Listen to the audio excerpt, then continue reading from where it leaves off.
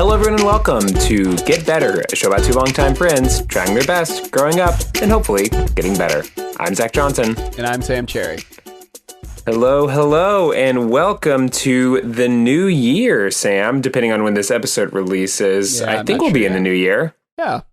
All right, hey, wow, whoa. The listeners, you guys are way ahead of us. What mysteries will January bring? What new fresh hell awaits us in the year that is sure to be ours? Well, I'll tell you, for Christmas, I got COVID and then worried about a suicide bomber in my neighborhood. So I can't wait for January. I'm sure it's going to be. It can only for you at least can only go up. I thought that when a tornado tore through the neighborhood also we locked down, but I was just in your neck of the woods. Yes. Sam and I had a company retreat. And I seeing all the damage from the tornado, I was like, man, it can only go up from here. But you mean the tornado that was 10 months ago, and there's still tons of damage from? Yeah, like flattened buildings from the tornado 10 months ago. Yeah. Anyway, a guy suicide bombed Second Avenue. I don't live on Second Avenue, but and I of course never tell you where I live. But I live close enough to spend the whole day worried about suicide bombers.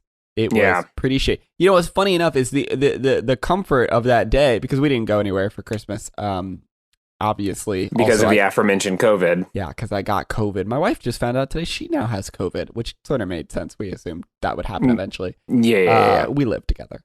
Oh, whoa. So things are getting kind of serious. So I got COVID, and so we stayed home for Christmas, and we sat on our floor and checked Twitter because there was a suicide bomber. And anyway, I had the cold comfort of reading a bunch of insane QAnon people talking about the bombing all day. And that was somehow really oddly comforting. How would you describe that as comforting? Well, because before I knew that the guy that did it was a QAnon psycho, I just was he a QAnon psycho? He and I called this the day of. He was worried that. Wait, can I pre-call it so sure, I can get also the benefit of calling it? Yeah. So my hypothesis is that he intentionally targeted the AT&T building because of how 5G towers give people COVID. Correct. Yes. Well, actually, man, kind of. It's like, okay. That's what I thought as well. He targeted the AT&T building because he was worried that AT&T was spying on everyone. Now, what's fucked up is they are. So, as always with these people, like 20% of what they believe is actually true. The Intercept put out an article about how AT&T and the NSA work together. So there are several hubs in major American cities that like are through points for NSA traffic. One of those cities, as far as we know, is not Nashville.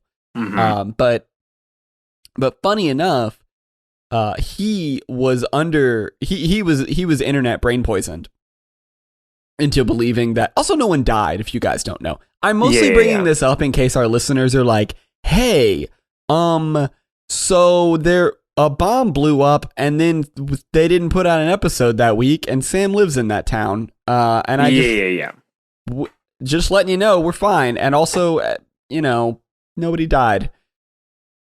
Anyway, so he was internet brain poisoned into believing that AT&T was spying on people, probably through the NSA, and so he tried to blow up one of the AT&T buildings.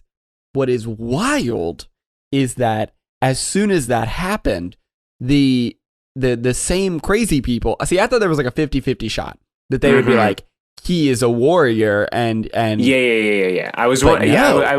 That was my next question. Is he? Like, did he do the right? Is he made into some sort of like deity martyr, or is he vilified? But no, well, neither. Of course, he went straight into crisis actor. So immediately it was like, oh no, oh yeah. Right. I mean, obviously, I'm not here to promote fuck that guy, obviously, right? Like, well, I mean, also, the fuck that guy, but at the same time, falling down the rabbit hole and getting into some sort of internet hate group is easier for some with already pre-existing, like, mental conditions and things. Sure. So there is a lot of, I would say the general demeanor I have around it is kind of like, damn, like a very sympathetic, just like, shit, that sucks. Because I didn't know that he was internet brain poisoned, but I had just kind of assumed based on how everything was going and the general, hellscape we have going on. I was like, this dude was like radicalized because, the people on YouTube and what have you can just say anything. And people are just like, sounds about right. Correct. I would not describe my feelings as anything towards sympathy, but sure. I understand what you're saying. Anyway, so all of the same internet brain poisoning psychos that he was a part of sort of ate their own tail, and it was like, okay, well, I mean, with everything like this, they sort of get around the like, yeah, but that guy's actually dead. What happened to him? So I've seen theories ranging from it was a missile, and that's why the explosion was so big because an RV couldn't actually do that. To it was it's like a heat gun, which is a big thing in QAnon. They really believe that there's like heat guns that like high energy weapons, like a freeze ray, but the opposite. Oh, okay. So because they're like, well, look, the buildings weren't damaged at all, but the trees were burned. It must have been a high energy satellite, and it's like the buildings were real fucked up. Actually, I don't know what you're talking about. But then also it's like there's one where it's like, oh, there was a guy trying to put a bomb somewhere, but then white hats, who were like good guys, white hats stopped them, but the bomb was too fragile to transport, so they had to get an RV and like hook it up with a sound system and put a dude in it and then blow it up that way in a controlled demolition.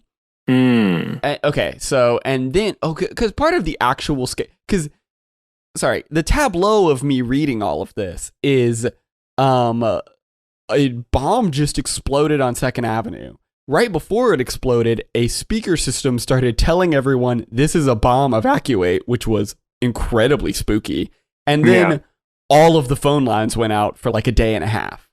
So, and there's like rumors all around the town that like they're finding other vehicles, there might be more, because we didn't know it was like a dude who blew himself up. We just knew that an RV blew up, and we did. And our first thought when we first heard about it was like, oh, it must have been a meth lab that someone just parked and then it blew up. Before we saw the pictures of like, oh no, that's a much bigger explosion.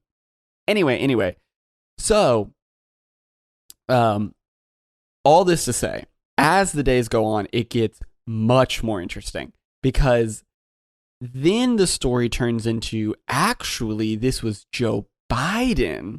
Because Dominion voting was having their machines forensically studied. Got it. Yes. And is that true? No, none of that's true. No, and they shipped those machines to Nashville to have AT&T do a forensic study. Both AT&T and Dominion are like, we're not doing that, so I don't know what you're talking about. We're not forensically studying these machines. Joe Biden won. I don't know what you're talking about. And there's this whole thing where like the allegedly. People that used to own the building were part of Cerberus Capital, and the one of the owners or one of the board members of Cerberus Capital is like, I'm going to say Clark because I don't remember his actual last name, but it's like Stephen Clark, and that is Joe Biden's brother-in-law. So it's like, oh shit. The problem is that's not Joe Biden's brother-in-law. Oh shit. Joe Biden's brother-in-law, again, I know his last name is wrong. Joe Biden is really doing a good job covering this one up, it seems. This last name is wrong, but his brother-in-law's name is like Jack Clark or whatever. So whatever, the last names are the same. I don't remember what the last names are. You know whose name is also Jack? Who? JFK. Ooh, Think shit. about that. No, it's Think not about because his think name's about John. that. Well, his name's John. And they call him Anyway, Jack, though, right? It's no, they call him Jack. No. They call his like because his dad's name he's John F. Kennedy Jr. I think. Yeah. So like, no, wait, no. No, you're thinking of Jackie. Wait. You're thinking of Jackie Kennedy. No, no. I'm thinking they called him Jack Kennedy. Anyhoozle. They did not. They may have actually. I have no idea. Anyway, so that is a big thing. But yeah, it was so funny to read because people were like, oh, it's Stephen blah blah blah, you know, Joe Biden's brother-in-law, and then you look up Joe Biden's brother-in-law, and it's a totally different dude that has a completely different first name, and it's just like you guys just didn't even even look at all. So I don't know and exactly. Then other people. Okay, wait. Sorry. There's this thing with the Stop the Steal people. Is this anything? Is this good? I mean, it certainly is something that is directly impacting you. So, and like it's like right on brand. I think with nobody like died, and also the whole Sam brand of QAnon government nonsense. I mean, like if anything, this is like an extra special episode where it's like it finally it's like it's relevant to you. Well, so anyway, so there's in the Stop the Steal community. There is this obsession with a supercomputer called the Hammer and a program called Scorecard, which can change votes on voting machines.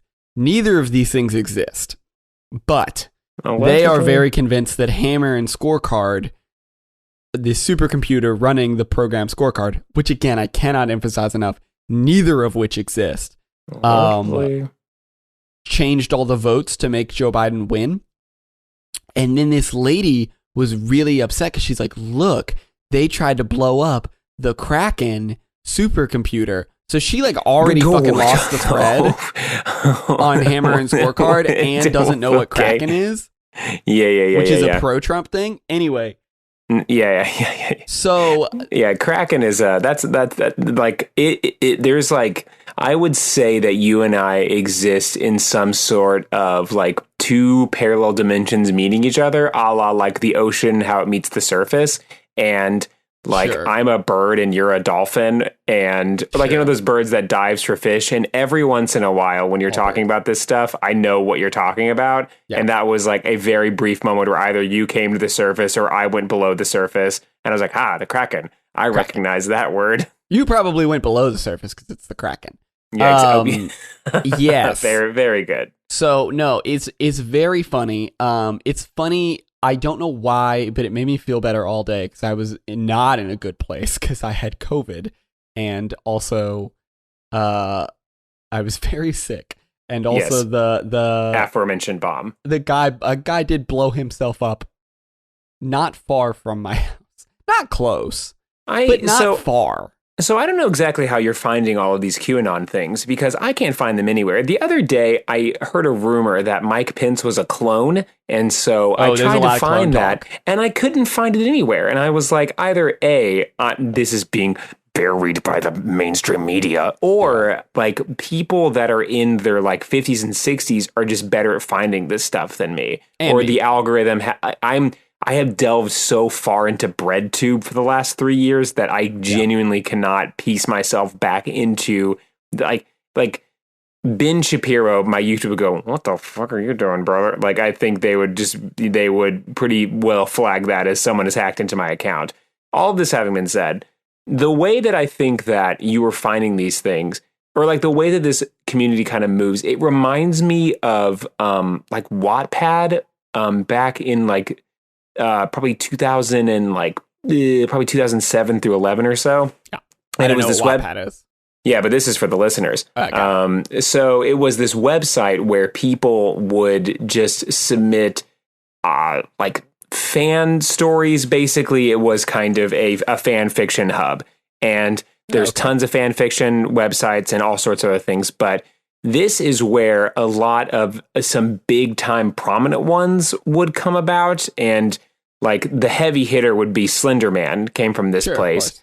And there is this sort of it's they're almost writing like fanfic for sure. Yeah, exactly. So yeah, it's almost like whenever Sherlock Holmes goes out of copyright, and you can just write whatever about him because it belongs in the public domain.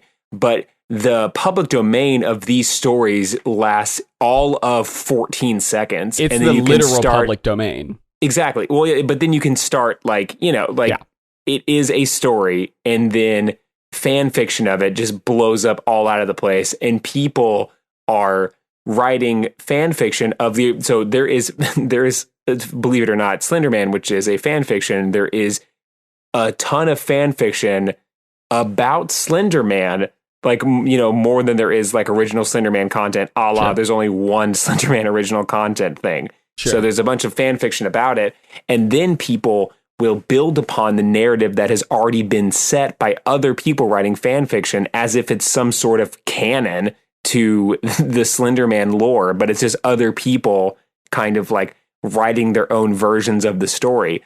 And it seems like, based on how you find this information, it's kind of the same thing, where it is something tragic happens, people start writing fan fiction about it, and it's like everyone is writing it so fast that it's like only some of it rises to the surface, and the one that is like agreed upon by the council of whomever was online at the moment is like, okay, this is what happened, this is canonized.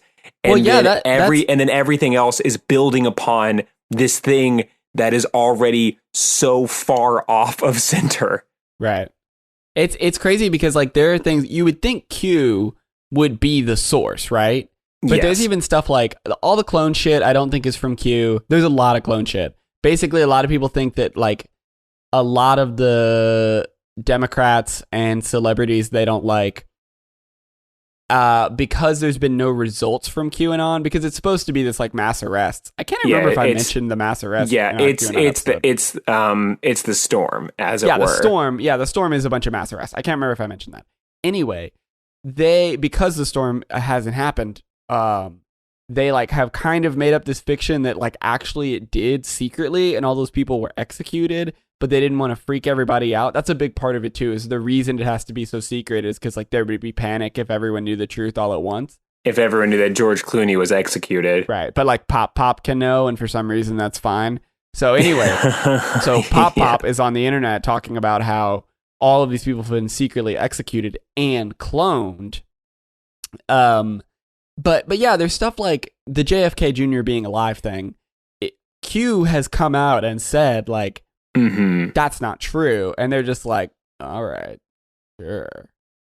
But he's still, and it's like, they just don't. So it really is just like whatever is I've heard it described as the world's biggest improv group, where it's just a lot of yes. That is actually a very, I was thinking of it is a lonely adult creative writing course. Yes.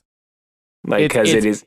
My my nephew won't like any of my Facebook posts, so I guess this is what I do now. Yeah. And you truly do find it is an improv group because there is a yes and sort of like territory about it.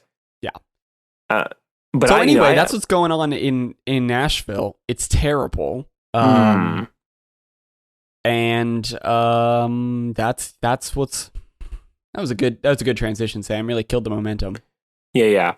I got a pair of knives for Christmas. I'm pretty excited about them. So that's kind of what kind of knives? They're just like, Japanese steak knives. Those kind of knives, not like. No. I didn't get a pair of size or maybe you have a QAnon uncle who's like, you need to protect yourself from the deep state. I think I do have a QAnon uncle, but I don't think he is like that far deep into it. I think he's like the brand of Q. Yeah, I think he's the brand of QAnon uncle that has been listening to Tucker Carlson for like the last like 10 years, and so he's like kind of QAnon light. Like he's got that sweet diet QAnon. He's almost there. Ben Garrison is really into QAnon. I don't think he has a computer. Huh? Whom? Ben Garrison. Who's Ben Garrison? Cartoon Man. Oh, Ben Garrison, the man whose cartoons we keep sending each other. He's really into. He really thinks Bill Gates is trying to poison you. Yeah, so for the audience, there is a cartoonist by the name of Ben Garrison, and his on Twitter is @Grrr Graphics, GRRR Graphics. And you'll recognize it. You'll know a Ben Garrison when you see one. Yeah, and he makes political cartoons in the style of political cartoons, kind of like the way that the way a cartoonist on a boardwalk would draw someone. Yeah, it's a lot more caricature. It's not as flat and black and white. Yeah, so it's a lot of that, but it is so deeply centric into the QAnon world. It is incredible. My favorite thing is how they draw the God King, our good best friend Donald Trump. They draw him no longer president, who we're allowed to talk about now. Yes, they draw him kind of like a strong buff boy, which I think is very. He's so strong. I wish someone would look at me the way Ben Garrison looks at him. I think it's even when he has on clothes, he's still like, it's like, whoa, like, and he doesn't always. You're pretty strong. Yeah, I love how yeah. So Ben Garrison is the best. But I want to talk about my steak knives again for a second. Oh, sorry, I cut you off on your steak knife. No, that's totally fine. I just wanted to say, steak knives. I cut you right off. Yeah, you certainly did.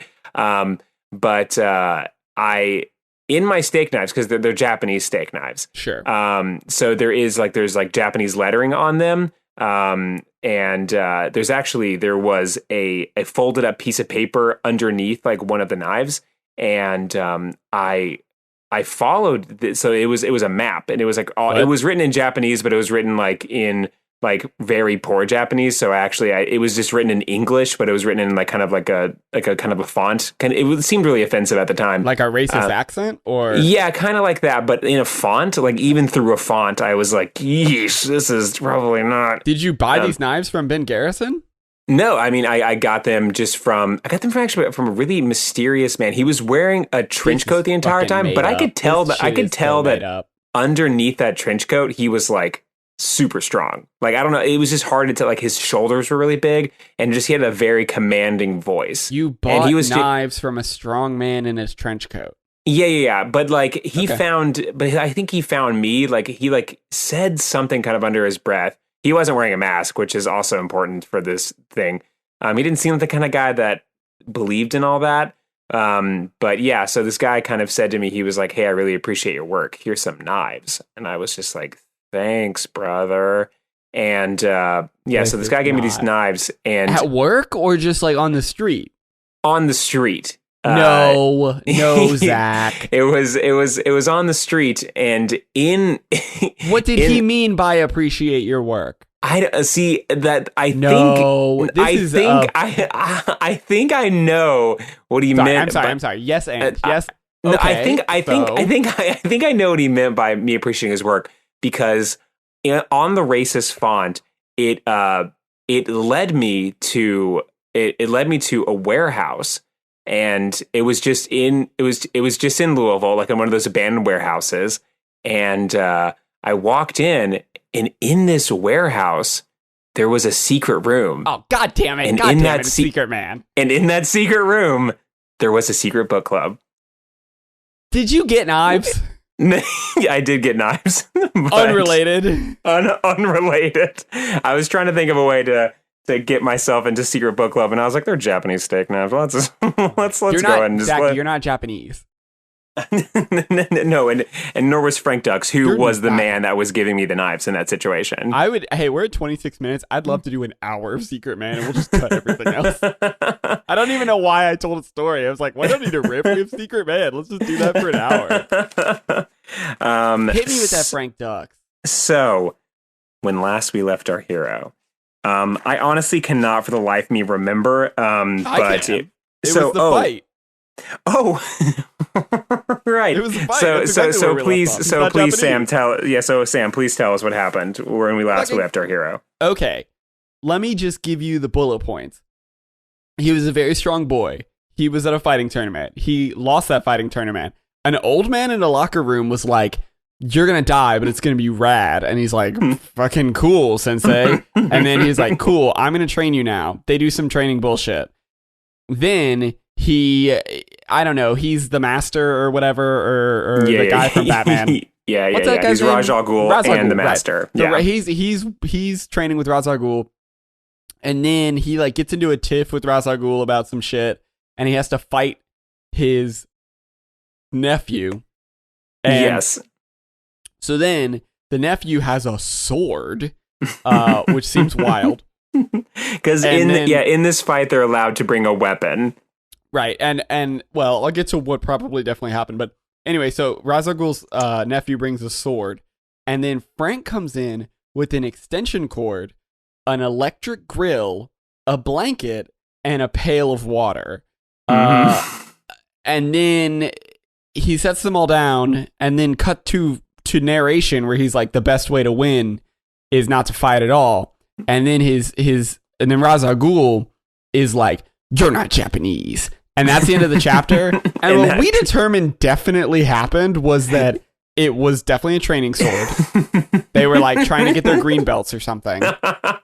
And he did bring all that shit in and was immediately disqualified. And that's what he meant by winning by not fighting, because they wouldn't let him electrocute a man to death with a grill. And also, you can't electrocute a man to death doing that it wouldn't thing. have worked, but also you're not allowed to try. And the "you're not Japanese" conversation certainly happened, but completely unrelated. Yeah, like, it happened. It probably happened with his sensei Ra's al Ghul pulling him aside and like trying to like be like, "Hey man, like you're making everyone really uncomfortable. Stop wearing a kimono to Sunday Stop wearing brunch. a kimono. Yes, stop. We're at an Applebee's." Stop saying things like karate. Like, stop doing that. You're that not Japanese. It's very offensive. That's what they left at, is you're not Japanese, and even if you were, this would be fucking weird. That's the full quote that he kept out of the book. So that's where we left our hero. He's not Japanese. He got kicked out of Ra's al Ghul's fighting school for trying to electrocute a man to death. And that's where we're at. And that's where we're at. Oh, and this is the one with the KGB. I've been waiting on pins and needles for this. This is the ready. KGB episode. It is, but we have to. Frank Dux has to Frank Dux it up a little bit beforehand. Fuck yeah, dude! Put it in my veins. Chapter 8: Poison darts and dirty tricks. So this chapter starts obviously with a meeting with Bill Casey, who once again Bill Casey is his boss at the CIA, but secret not boss. Real ass man. Can I say? There's no way we're ever getting back to Fish. Unless it's this chapter, but I don't think we're ever getting back to Fish. Anyway, Bill Casey. I certainly don't know. But so Bill Casey, real ass man, it starts with Bill Casey and Frank Dux meeting. And as is tradition, Bill Casey starts just complimenting Frank Dux way too much. Where are they? Are they on a park bench? Or are they in Bill Casey's office? It actually doesn't say where they are. It just says that... It just said, it's at that aforementioned Applebee's. Sure. In a kimono.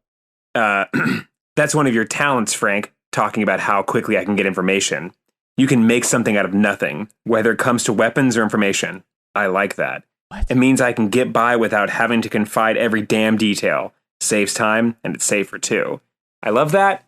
So that's Bill Casey talking. And he's talking to Frank, just talking about getting him on this case. And then he says another quote, which, as I've stated previously, this is underlined, or this is highlighted, so I have to say it. The previous author highlighted this. The previous owner of this book highlighted this. There's stuff going on that you don't want to know about, and it involves a different kind of danger, Frank. It's called politics. You don't have any experience of that kind of peril, and you'd be lucky, and you'd be a little more than a sitting duck. Trust me. As long as those fuckers are snipping at me, you're going to be safe.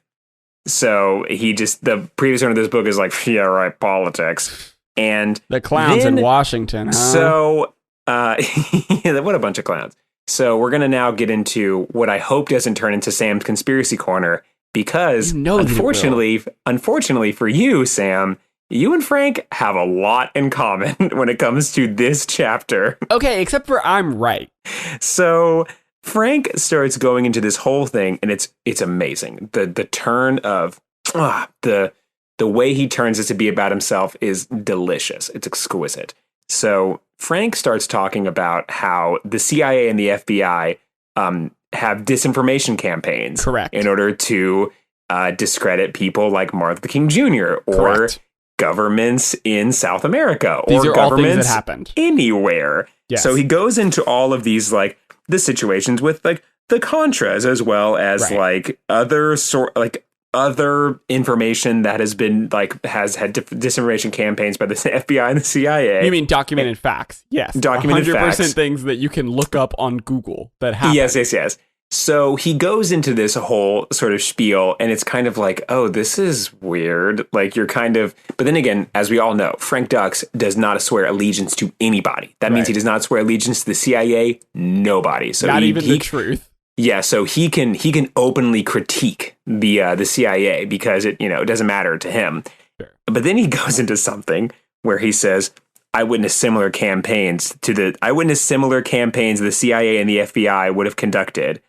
And then he starts talking about how there's this one reporter named Jon Stewart, not that Jon Stewart, but there is a Jon Stewart who runs a magazine called Black Belt, and this person is real, and he has a beef with them. 100%. This is real. The next several pages are all about how Black Belt is trying to discredit him by saying he's not a real ninja warrior. 100%. This is real, and this happened. So, and as I've said before, I can tell this one is real because he, like us as the audience, we don't know who Jon Stewart is. They've had no time introducing or anything. He just goes page after page about it. He's like, and then Jon Stewart said I couldn't do this, but I totally could. And the only reason that he doesn't know that I could do it is because I didn't have any witnesses, because da da da da da. And this is something that I need to get through. It is incredibly important, and obviously we're going to talk about it.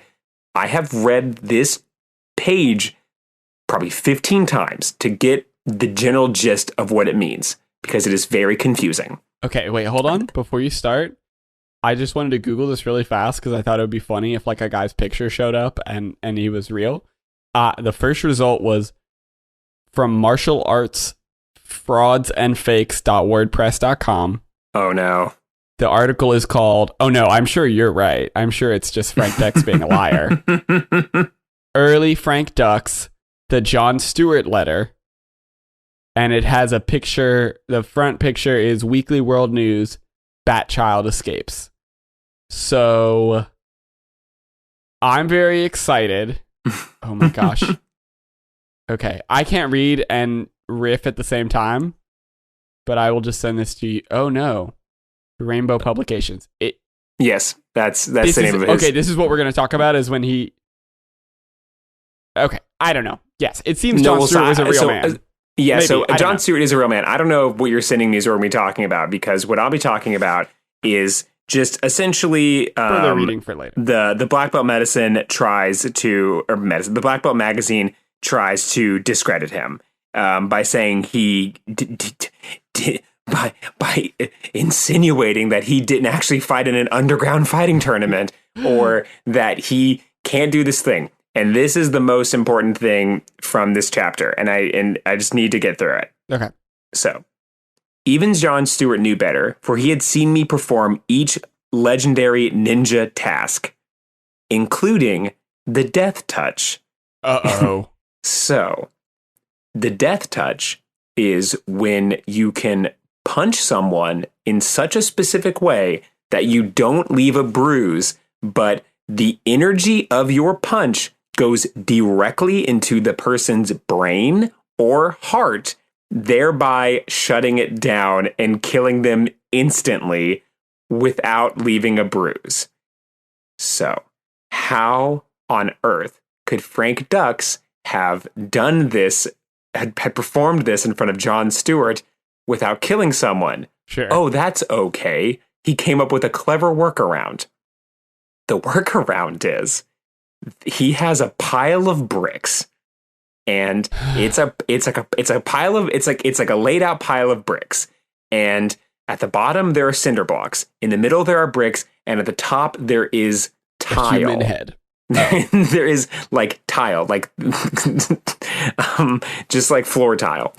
And what he says he did was he punched the bricks at one side of the wall of bricks, and a tile on the other side of the wall shattered. So he was able to channel the energy from his punch through the like he punches it on the far left side. His energy like lightning like travels all the way to the right side and breaks a tile on that side.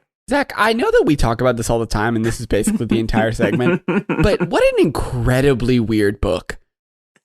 Every chapter is so... None of them are boring. Like, they're all so incredibly weird and clearly untrue that, like... So it is wild to me that this book is real. Like, it's like... The thing is, I'll say this to you, Sam, though. It gets better. I'm sure it does. He was asked to do the trick again, where he punches the wall, but he breaks one of the bottom bricks. Like it's Jenga. Like he hits it and one of the bricks on the bottom shatters. It's at the bottom of the pile. It's like when you find one of those YouTube channels, like one of those commentary YouTube channels, and they review an insane movie. Do you ever see that and you're like, damn, I wish I had found out about that weird ass movie before they did and we could have talked about it. But they are... This is our weird, like, how are people not talking about The Secret Man all the time? This is the weirdest book ever written. Yeah, so, like, it goes on from here where... Cool. I mean, that's cool, first of all. That's a very cool thing to do. This is another chapter that I wanted to read, because, there's just things in here that are like, this happened. Like, it had to have happened. Yes. But, like, the way that you're saying it, like, why even bring it up? Like, this is clearly embarrassing. And then we got to get to the KGB this episode. I have to hear about it. Yeah. No, don't you worry. Don't you worry. Good. So in July of 1993, he was attacked from behind by a 250-pound, 6'5" kickboxer trying to make a name for himself at my expense. I wrestled him to the ground, but was wait, on the street? Yes, on the street. Okay. I wrestled him to the ground, but was victoriously kicked by a number of his karate friends. Viciously kicked by a number of his karate friends before other separatists. Black Belt reported an erroneous version of the incident, insisting no one is arrested when in fact my assailant was arrested following the attack. Shortly after, he distinguished his career on pay-per-view television when he was pummeled to the canvas within minutes and immediately threw in the towel. What a weird thing to say. Did he not say what his name was? Who he was? No, he didn't say who he was. So he got beat up by a guy 100%. He got beat up by someone, and then he says that, like, and he goes like, and as a matter of fact, he was arrested. And it's just like, yo, like, first of all, ACAB. Second, what is this? Like, why have you, like, decided to tell this little story? Anyway, I'm skipping all the rest of his stuff because I just wanted to say. No, hold on. We have to slow down so far. Did you say ACAB? Yes. What does that have to do with this? Because he said that he like called the cops. Like, and he was like, yeah, and the cops arrested him. Yeah, I got beat up, but they were arrested. So who's really the loser? Yeah, don't call it's the just cops. Like, all right, fucking weird, dude. And then so it's just this. It's this weird sort of vendetta, but then almost immediately as this sort of like weird, he's like he is talking about FBI. It's like he introduces the audience to CIA disinformation campaigns. And then he's like, as a matter of fact, I had one of those happen to me too. And it's just like, I'm going to make this about myself. And he just brings up. So the thing about him getting beat up was part of the CIA? Like, no, he's saying that he has experienced CIA. He has experienced level of disinformation the CIA would do, but from the martial arts community. From Black Belt Magazine. Yeah. That makes sense why he's quoting real things, because this is a real beef that he's really having. So he's giving, it's like, I'm assuming that there is a level of information that I need about Frank Dux prior to reading this book that I don't have and I refuse to learn. And in this information, it's like, this is Frank's side of the story. This is his take on how this really happened.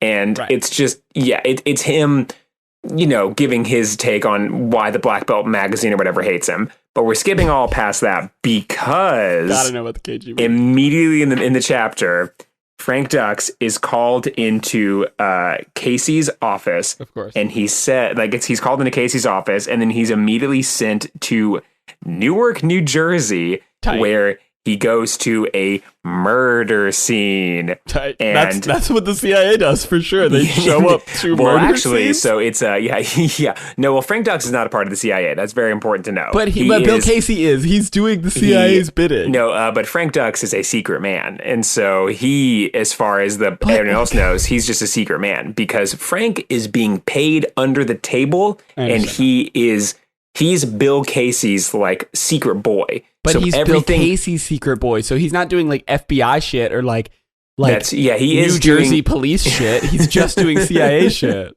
That is true, but he can't be attached to the CIA because doesn't make any goddamn politics. Sure, yeah, sure. The politics are always reining in the CIA. So we get from here to he goes on his.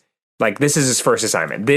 We are now in Batman Begins. We're in Frank Dux Begins, sure. Where he's finally given his first assignment, where he goes in Newark, New Jersey, and there is a murder that happens. And the only evidence they have is there is an old KGB dart, and it is not a dart they would have used in the 1990s or the 80s. It is one they would have used back in the 50s or 60s. So he's like, or never. I'm gonna hope it's never. Yeah. So he's like, whoa, this is an old dart. Why? Whomever did this, either they're trying to frame the KGB, or this person is they're alone. They're like a lone ranger because the KGB doesn't use darts like this. So this is Frank looking at the murder scene, kind of doing a bit of Sherlocking. He's doing Sherlock, obviously. Yeah, he's like the cops didn't notice this, but I did. I know because I know all about the CIA, or I know about all the KGB stuff. And so the lead goes cold for a while, and then towards the end of the chapter, he doesn't hear from Casey for a very long time, and he is just kind of like, well, I guess that's it. I was on that one assignment, and then he gets a phone call from Casey that just says, "Get your ass in gear, Frank. We got KGB in Hollywood." Tight. Chapter 9, KGB in Hollywood. Oh, good. So KGB in Hollywood is a fun time because, as we know, Frank is Bill's secret boy. Yeah, and the secret man. He's a secret man, and he is going to go to he's gonna go see a sting operation go down. So I'll give you kind of the basic gist of what's going on. Wait, there is, I don't know, man. I'm going to give you the basic gist of what's going on. Okay. There is a Soviets have kidnapped a Soviet KGB. The KGB has kidnapped they've kidnapped a Russian family, and they've kidnapped them for getting information from this Russian guy who apparently has some information the KGB needs. So the KGB kidnaps his family, and the only way they'll give his family back is if he gives over some secret files or whatever. Sure, it honestly does not matter. It's all made up. It doesn't matter. Yeah. So there is going to be this information transfer, and Frank's assignment is to go there, no joke, dress like a plumber and hide behind a moving van. And with all of his binoculars that we saw from that one picture, he is supposed to observe the crime scene. Okay. Or not observe the crime, observe this transaction go down. Of files. Why? Great no question. idea. Absolutely. Because feels like they could swoop in on that and just sort of get him, huh? Like Bill Casey, I guess, just sends him there to make sure everything goes down smoothly, right? So it's like his very first assignment is this really weird thing where it's like, Get your ass in gear, Frank. We got KGB in Hollywood. And next thing you know, it's like, I need you to dress as a plumber and hide behind some boxes just to make sure that this transfer goes down and nothing fishy happens. That's why I need a zookeeper, so you can do sort of basic PI work and watch it happen. Funny thing, there is this one moment where he calls some secret agents that work third shift. They only do they do night raids and stuff like that. He calls them zombies, but the way that he mentions it is he says, they call themselves zombies. And I'm like, no, they do not. Also, I like the idea of them doing third shift. They go in every day to do, we got to clock in to do a night raid. What? I mean, I feel like that's probably on an assignment by assignment basis. You're not doing a night raid every night. Yeah. So, but there is this one really strange moment where Frank introduces this guy named Brian Chapman, who apparently is like the detective at the LMPD. And Christian singer? The way he describes him is very strange. Like, Frank Dux, hyper masculine all the time, is like, I went to seduction school in chapter 2. Sure. And out of nowhere, he says Brian Chapman was friendly and honest, but his eyes possessed a steely quality and his jaw set in a way that let one know that he was not to be trifled with. He was subtly rugged with a bit of swagger as he walked, not from arrogance, but the type of swagger that comes with an internal sense of assurance and confidence in one's abilities. They should kiss. It's like, but so the thing is, at this point in time, I learned later that he meets Brian Chapman because, Frank is such a great spy and whatever. Like, obviously. Brian comes up and Brian's like, I respect you, brother. Like, we're the same. Thank you for your service. In this thing here, he's just watching Brian Chapman do his job from behind some boxes. But this is not the same thing as the moving van. This is a different thing.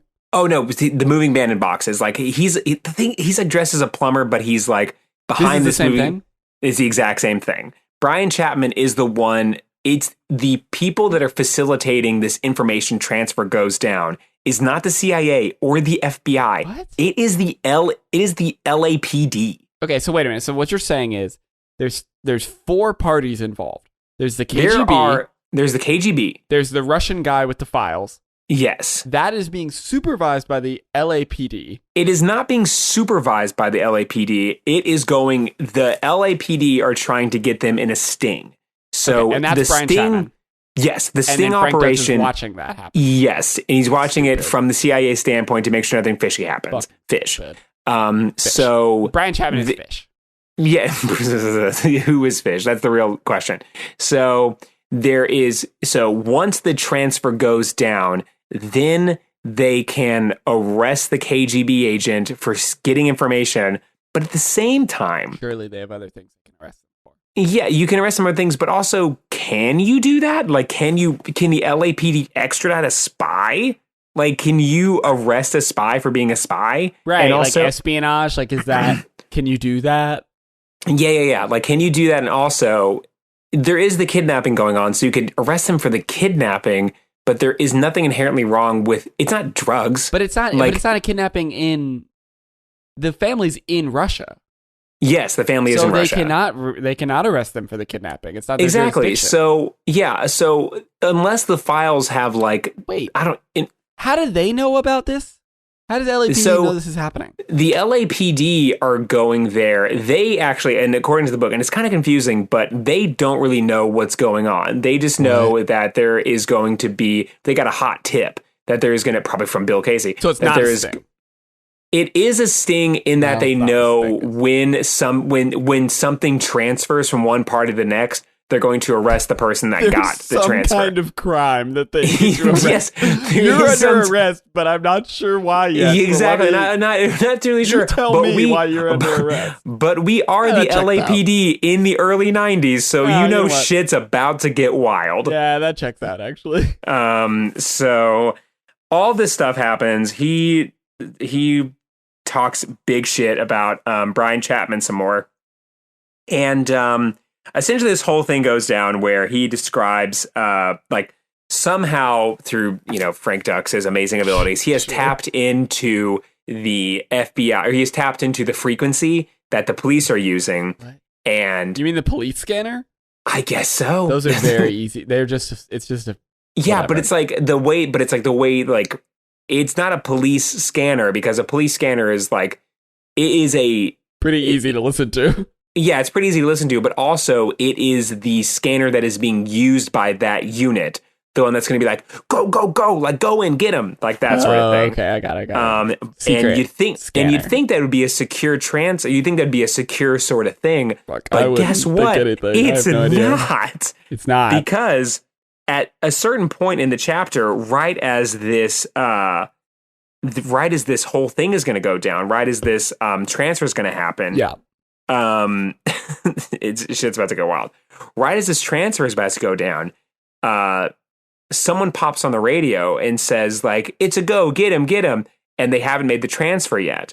Well, turns out later at the exact same time, there was a drug raid happening and their channels got switched up. The old switcheroo. The old switcheroo. So the FBI, or so the LAPD, they went in prematurely to arrest the KGB spy. And the KGB spy ran away. And so, because he got spooked, ran away. Oh, so they wouldn't have caught him whether they transferred it or not. Yeah, because I guess, at a certain point, he never got the information. Right. So he shouldn't have run away because there is no crime happening as of yet. I guess. But so he starts running away, and then from, once again, behind these moving boxes and behind this moving truck, dressed as a plumber, Frank dressed like Mario. Yeah, dressed like Mario. Frank is seeing this entire situation play out. Yeah. And in this situation, the guy runs. So yeah, the KGB agent runs away. Brian Chapman, in his muscular, sensual legs, bear of he a starts man. He starts chasing the KGB agent, and then he shoots him. Uh-oh. He shoots him, which in the way that this is written is also sort of weird. So he shoots him, and the way he says it about Brian Chapman, he goes, "Shooting on the run isn't easy, and hitting your target isn't usually a matter of skill as much as luck." But Chapman knew what he was doing. And it's just like he just continues to talk this guy up that he loves meets Chapman. But so I'm thinking 100%. that because Frank Dux lives in LA. I'm thinking that he knows of this guy, or he's met this guy maybe, and he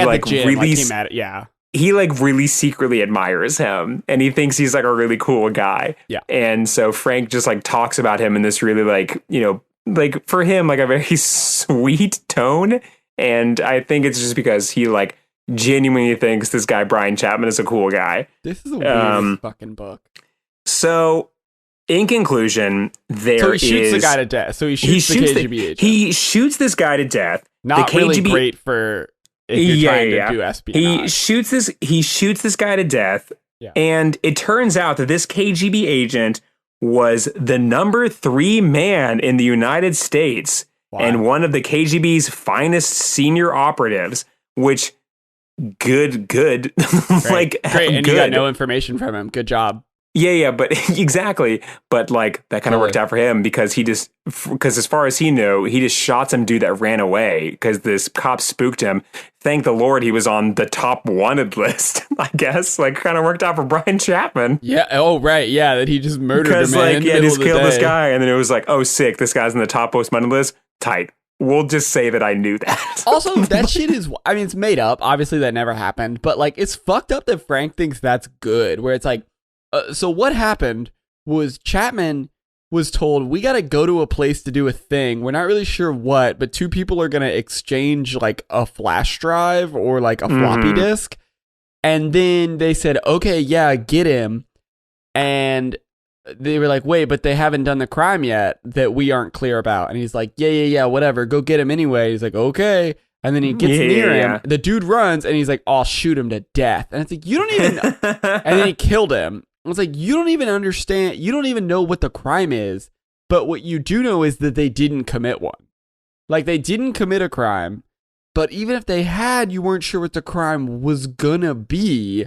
And then you shot him to death. So Frank actually, funny thing, ponders upon this, and he thinks that the whole kidnapping story had been invented to provide a cover for the operation. So invented by who?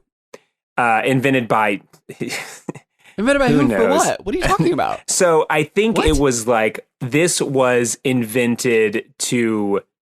Yeah, I don't know. Now I'm thinking about it because it's because to get that KGB agent out in the open so he can get friggin' shot, I guess. But how do you get? So you're saying the guy believed his family was kidnapped because the KGB. Sorry, no. So the LAPD made up a story that the KGB kidnapped this man's family so that he would meet with the KGB to give them a folder. And this Machiavellian plan all came unhinged because despite the fact that the LAPD saw that they didn't transfer the files, which God knows why they're interested in this, they saw that they did not transfer the files, and Brian Chapman shot him in the back to death. Yeah, but also, so the reason why Frank is pondering upon this is because, this is good news as well, and good news for Frank. The LAPD, the CIA, or the FBI didn't report this story, and they didn't make a big deal of it. They hushed it all up. Stupid. And Frank was like, this whole thing was a secret operation. And it's like, all right, sure, yeah, like maybe. Wait, no. I have to go back to this. Okay. If the plan is kill the KGB agent, you could have just shot him with like a sniper. Mm-hmm. You knew where he was. Why do you need to do all this rigmarole? We're telling you, whatever. It doesn't matter. Who cares? Yeah. Well, all that matters is that Frank got to hide and pretend to be a plumber for a while. He was Mario and didn't do it. Yeah. So that's kind of fun. So, and also a KGB agent that is unnamed died. So that's But he was one number win. 3. He was number 3. Yeah. So that's one win for the home team. So then Frank thinks some more about the poison dart in Newark, New Jersey, and how he learned nothing about that. Oh, yeah. And he learned nothing about that. And then how he ponders more about this whole kidnapping thing. And he's like, I wonder if these two stories are connected at all. And then he's like, well, I don't really know. And then Bill Casey does not contact him for a very long time. Please tell me there's a third chapter. Not this go around, because I love this segment so much. So it ends with this one little aside, which I want to zoom in on for just a second, because I just like the way that Frank writes it. So Bill Casey and I call him for a very long time. And then out of the blue one day, Bill Casey calls him. And before we hear what Bill Casey has to say, Frank has this little aside where he says, I should have known better. Just when I lured myself into believing I actually led a normal life. No. You are not allowed to do that, Frank. I literally don't know if you're reading the book or if you're talking. No, I am. Okay. So he says that he wanted to live a normal life. He did not. Because he's just like, oh, man, I almost lived a normal life. And it's just like, Frank, your whole ass scene your whole up thing to this point has been how much you don't want to live a normal life. Okay, you are not allowed to go like, well, if America wants me to do it, I guess just when I thought I was out, they keep pulling me back in. Okay, so one of the links that I sent you was from the Martial Arts magazine, and it's an article about the Kumite, which we both agree is made up. It didn't happen. Yes? Okay, right. So yeah, obviously. So the Kumite isn't real. But it's probably the article that he's so mad about. What I did not realize is there is a photograph of Frank Dux with a giant trophy from the Kumite, which, to be fair, probably wouldn't do if it was a secret fighting tournament. So the thing about this is I read this in the chapter. He made that shit. He went to a place and got that made. In the chapter, he says, they accused me of going to a trophy store and making this. Right, but yeah, obviously, because if it's a secret fighting tournament, why would they make a trophy? Yeah, and why would they they'd be like, you win. Why would they put your name on a trophy that says you won the Kumite? Don't display this, please. Please keep this giant trophy a secret. It's a very big tournament, This is a secret fighting tournament. But here's a giant trophy that you took a picture with.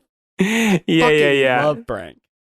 So yeah, he's the best, but yeah, I just love that. He did not want to live a normal life. Yes, I agree with you. Yeah, I just think it's so funny the way that he is like, I just wanted to live a normal life, and it's like, Frank, you're making this up. That's what I mean. It's those two moments juxtaposed of him being like, they keep pulling me back in. Cut to him at a trophy shop being like, so Kumite K. And it's like, what, dude? You're so weird. Yeah. And so, yeah, I gotta read this article here and see all that it says. But yeah, Frank is a mustachioed looking guy in these pictures. Yeah, he is. I like him better Yeah, without it. He looks more Frank W. insane. Ducks, world heavyweight champion. Please put that on there. It's so funny. It's just I wonder, so funny that yeah. this exists. I wonder how much it would have cost to make that. Like, I wonder if, like, when you're kind of living in this sort of delusion, even if there's a price where it's like, oof, maybe not that high. No. He made Bloodsport and it worked out. Like, honestly, Exactly. of So all yeah, of our liar boys, it worked out for Frank the best. Exactly. He could have just but that's the thing about liar boys. You know, he very easily could have just taken the money and run, and did Bloodsport and then be done with it. But then he was like, as you know, Vec, no, I'm Secret Man. I was in the CIA introduction school. Introduction school. So the job that Bill Casey is pulling him back into is, we've got another link in a murder chain, Frank, East St. Louis. You've already left, right?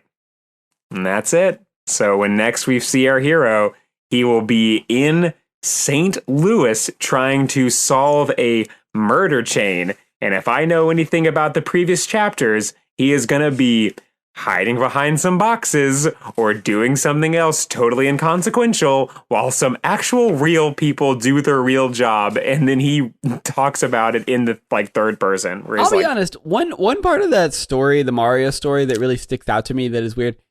Because, we're always trying to parse what actually happened.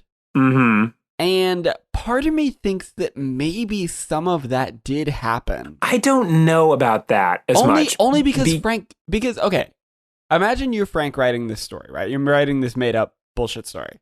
Mm-hmm. You would have shot the KGB guy. Yeah. So the fact that he didn't do any of it makes me think that it actually happened, and the lie was that he was there. I'm thinking that he is pulling from two different sources here. Okay. I'm thinking that maybe something like that. I'm thinking that Brian Chapman is real. I think that something like this happened in LA.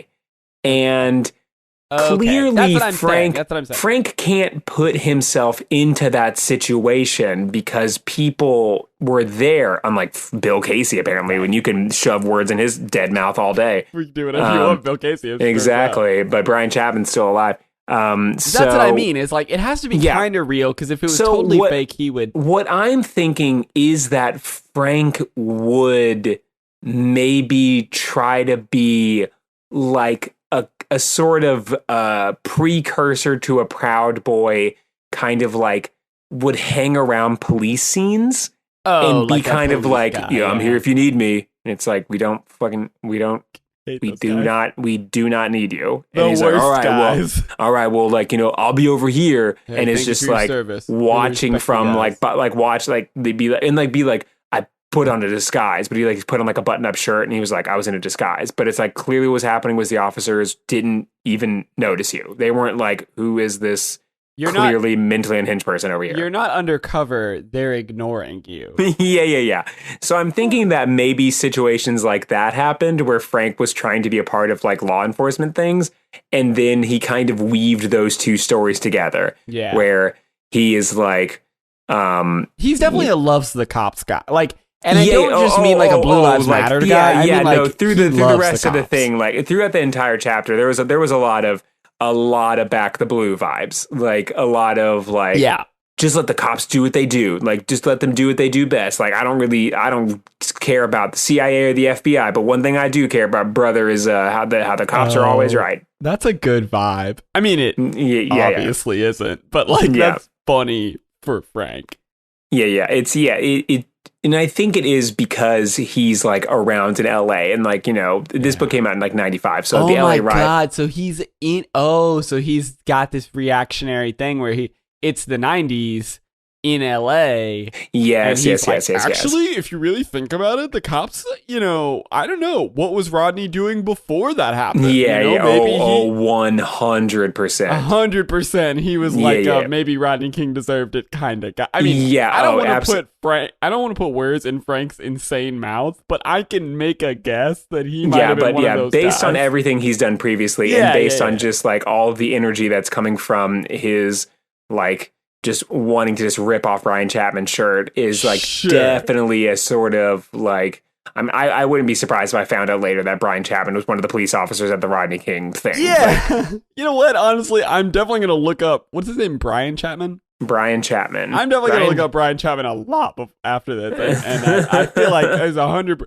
He committed some kind of crime. Yeah. But he's being like, That's venerated. what this is about. Yeah. That's what I love about Frank Dux is there's always a layer under the, like, there's always the very weird story, and then you just go one layer deeper. Yeah. And So there's that's some other shit going on with him. Yeah, so that's exactly what I'm thinking, that there, when I said earlier that there is some sort of precursor information that I just do not have. I see. I think that there is like a sort of that the audience reading this book is one, people that are reading the book know about Black Belt Magazine, and they know vaguely probably about Frank because he's like a fixture in the LA scene. Or so on the other hand, I think Frank, a vibe I get from Frank is that like no one knows about any of it. Like, no, he's honestly, Frank is a QAnon guy. Like, no one knows what the fuck he's talking about, but this is all like really honestly, weird. Frank probably is Q. Oh, yeah, he's Q. Yeah. Yeah. He's putting all these posts like out. He's really personally invested in a bunch of like weird. Okay, first of all, things that Frank is. Number one, definitely a QAnon guy. Definitely a guy on Facebook who's like, I'm done with the drama. Like 100%. And I think those two vibes together end up in this book where he's just like airing out all these weird grievances that we don't know about, that like no one knows what the fuck he's talking about, but it's just like this really like weird specific grievances. And he has he's like convinced people, he's convinced himself that he is like, I gotta get my side of the story out, and he thinks everyone knows about it, but like no one. There's a girl I went to high school with. I'm not going to give any information, it's really not important. And honestly, so much so that I don't think she would know I'm talking about her. But it was this girl, and she was one of those, like, I'm done with the drama people. And one day, I was just, like, looking up everyone from high school on Twitter. Now I'm on Twitter a lot more, but I didn't have Twitter at the time, and so I, like, whatever. I was just kind of like, I wonder what everyone's... This is when I was living alone. And it was one day that I was just like, I wonder how everyone's doing. Because I'm not very online. And so I just didn't keep up with anyone from high school. And so I was just looking everyone up. And I said, I wonder how this girl's doing. And I looked her up, and her first post, or her most recent post was, fuck some guy's name and his whole family.